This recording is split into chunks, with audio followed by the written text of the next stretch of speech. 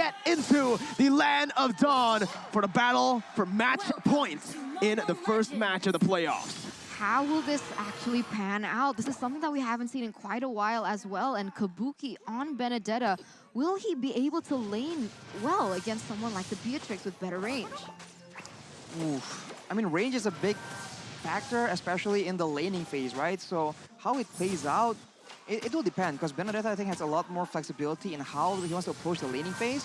But as far as the aggression in the early game, with the Paquito, with the Benedetta, and the Ling, right? I think Aurafire will have a lot more ways to try and go aggressive.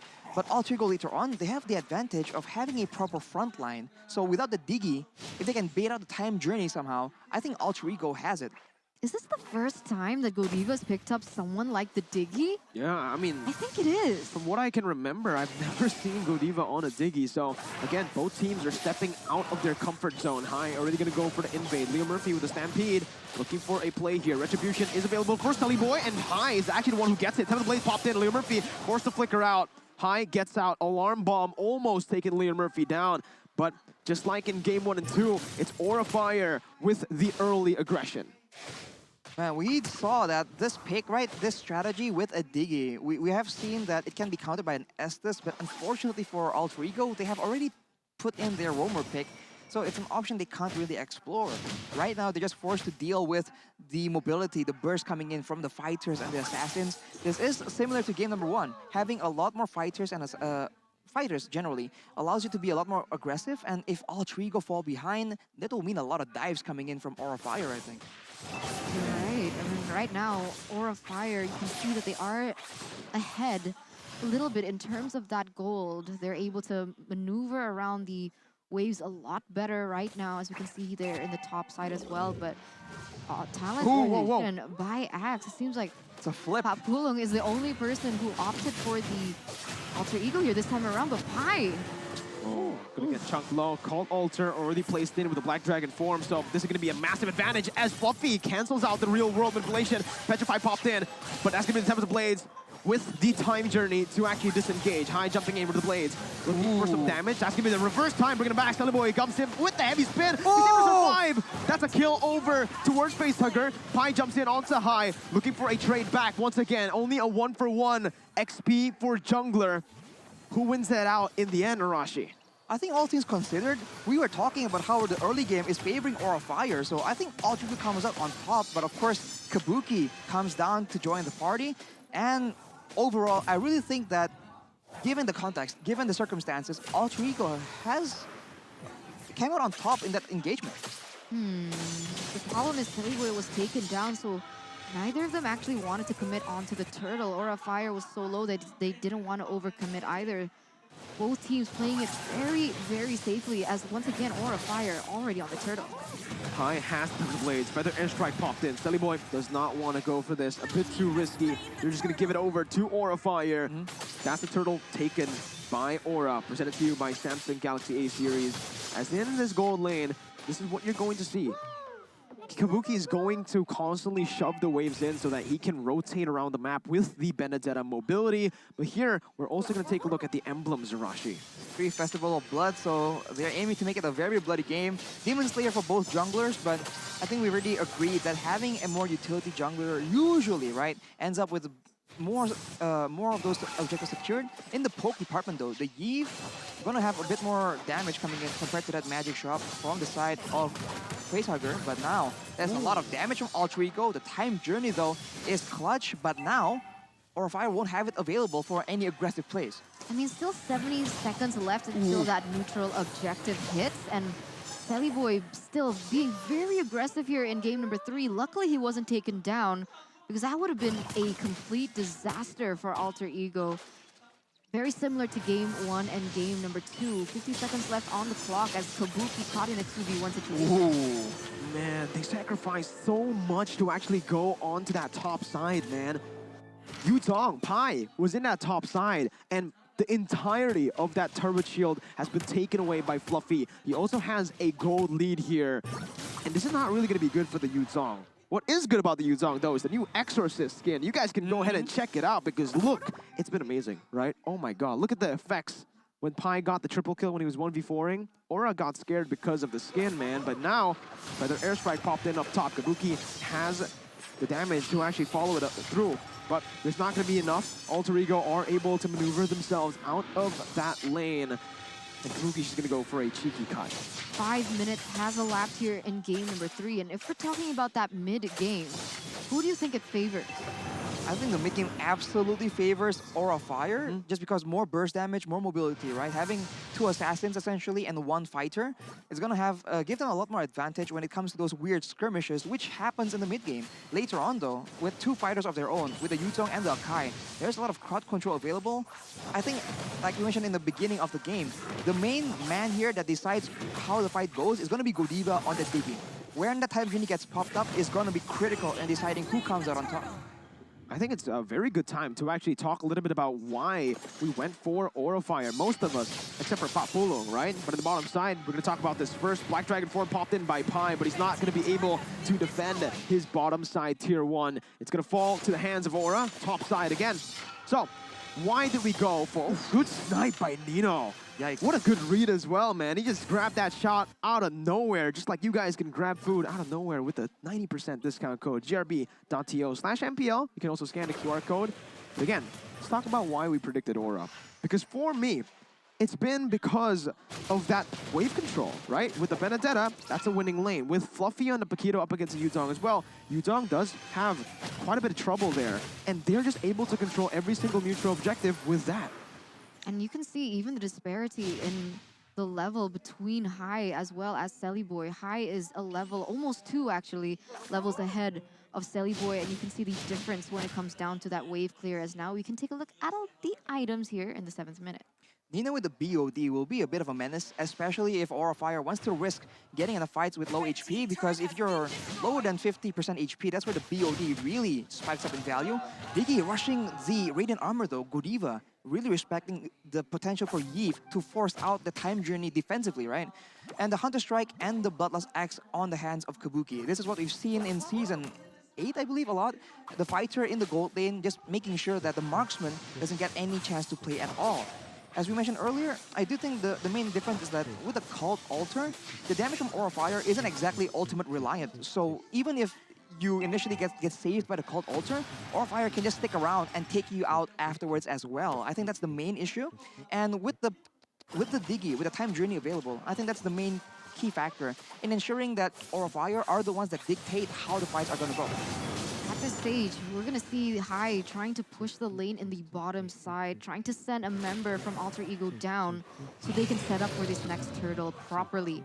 Facehugger still doesn't have his ultimate, so that's something that they need to consider as Alterego Esports. I don't think, or maybe they are going to look to contest, but Fluffy doing a very good job at zoning it. Celiboy though, gonna get chunked very low. Final blow to the back line since Kabuki does so much damage onto Udil, onto everyone to execute as well. The Cult Altar falls to Kabuki. Black Dragon formed by Pi, looking for the steal once again. The Miracle Play does not happen for Pi. He's able to get out of the Furious Dive, but the Tempest Blaze comes in from Hai, who is able to find the Retribution. Fluffy in the midst of it all, still able to survive. Nino looking for the kill, taking it. Nino taking low, flickering out. Kabuki looking for Leo Murphy, but Hai picks it up. Udil still able to run for now. Kabuki doesn't want to leave it back. Eye for an eye. Oh my god, the snipes did not connect, but Udil's able to actually escape. It's a 2-for-1, but the Lord goes over to Aura. 4,000 gold lead. In addition to that, as now Aura Fire, with the space that they have, they're going to be able to get a turret in that mid side, as well as take away the blue buff away from Celiboy.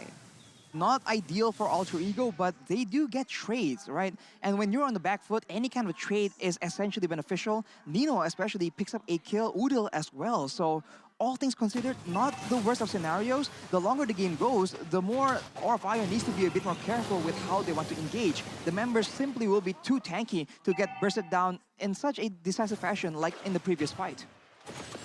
Let's see, man. Looking at this right now again, right? Aura Fire, they got the Lord, but because Alterego got the favorable trade, in terms of just the kills, they are actually able to clear out the waves. Only one tier 2 fell in that Lord power play. And now, we're going to see how Aura Fire uses this 5,000 gold lead, because exactly like you put it, Arashi, the later the game goes, the scarier Udil and Nino gets.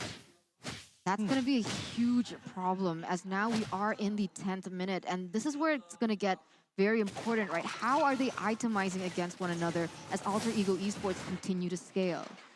Boy picking up the Antiquaras this early in the game is absolutely value, man. It lowers the attacker's physical attack every time you hit up to, I think, what, four stacks for up to like 7 physical defense. So picking that up against a Ling, a Benedetta, as well as a Paquito on Fluffy, I think that's gonna make Boy a lot more tanky, especially because Facehugger won't be focusing his damage onto Boy of all people. Feathered airstrike again though popped in, and this is what the Farsa really, shines at. That zoning, that poking with the feathered airstrike. And to add on to that, the fact that they have such a massive goal lead means that he's going to be able to burst a whole lot of that back line down. So Alterego needs to be very careful on their positioning. Damage dealt by Axe. Wow, Nino, even though he's not really an early game hero, he's been bullied this game, still #1. In that previous fight, he was just hitting again and again with that Nibiru. So I think it makes a lot of sense. And Boy now with a heavy spin, he will be able to find Fluffy. Oh, they're gonna go for the collapse here. I don't think this is gonna work out. For the airstrike popping in, Boy gonna lose his life, but no! The Cold Alter comes in. Real World Manipulation also popped in. Oh, the snipe from Nino! Oh my goodness, that was nasty by Nino! And he goes for another. It's a double kill. The #1 in the damage dealt by Axe. Absolutely styling here in the 11th minute. 2 members taken down for the price of none at this stage as Alter Ego Esports once again being able to pick up the tempo, taking away a little bit of momentum that Aura Fire have built for themselves. And now Kabuki, he might be caught in a bad position. Oh, eye for an eye, does not matter! Nino again! He goes in for another snipe. Just barely out of range there. What happened to Nino? He just has all the space in the world to try and deal damage right now, especially because Aura got baited, and now Godiva will be the next kill picked up by Nino yet again. 5-0. Lord is on the table with 2 members down for Aura Fire. Jeez. What? Nino, come on. How many kills in a row was that? How many consecutive kills 4 in a row? Like now he's sitting at 5-0-1 here in the 12th minute as now they're gonna collapse on the next neutral objective. Facehugger trying to open that feather airstrike, but unfortunately, gonna be able to just buy a little bit more time for them as that mid lane is going to be crashing in favor of Aura Fire. But my oh my, Alter Ego. This is what we were talking about, right? We were fearing that power spike that could start to hit. And now Aura Fire, they're starting to feel it. They are just struggling to try and find that pick-off because everyone's grouping up together and the Cult Alter is just getting a lot more value. Aura Fire needs to try and space out their damage a bit more here. Maybe Feather Airstrike first and then an Electro Final Blow or a Tempest of Blades, because right now the Cult Alter is being used as such an opportune moment for the side of Alter Ego, and they go for this contest yet again. Aura are looking to sneak this Lord 2 levels ahead of Boy. Real World Inflation popped in. This round, they're gonna go for it high. Wins out the retry battle. Cult Alter clutch to help Boy. Meanwhile, what happened? Nino was able to take Kabuki down. Pai again in the midst of it all. He's able to win a 1v3. Still surviving. Finally falls.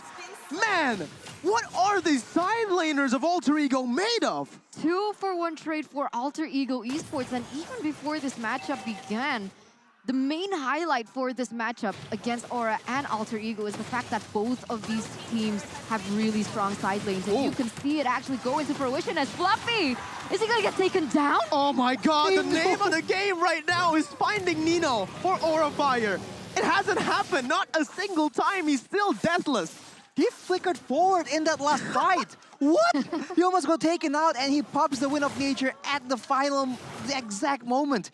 They are playing so crazy, so recklessly, and it's paying off. This is the Alter Ego that people are expecting.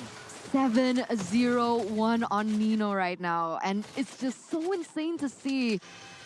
I mean, the Beatrix has got to be one of his power picks at this stage, right?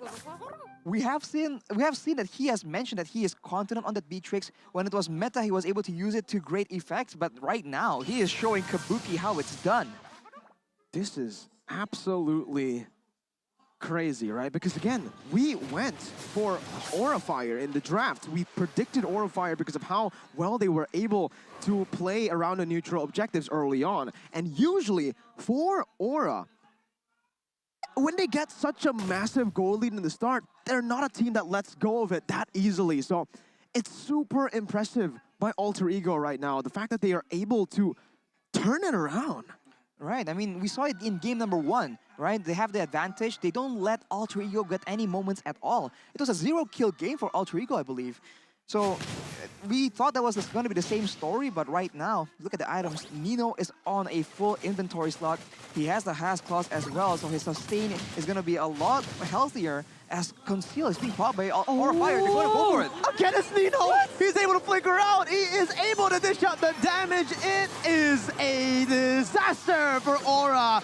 Black Dragon formed by Pi onto Kabuki and the Petrify, and Nino again picking up the kill, looking for the snipes to secure a triple kill, but Uno says no, you've had enough kills. It's time for my kill, all right? It's mine. Oh, Fluffy versus Pi. What's going on? This game, how did Alterego turn it around? How did Aura Fire let go of the 5,000 gold lead? Alterego might go for the one straight push on the bottom side with the minions that they have. Buffy wants to go for a miracle play, but he's gonna get knocked up. He's gonna get chain CC'd. His immortality falls. Nino again picks up a legendary. Buffy is able to prolong the game, but Alterego. Oh.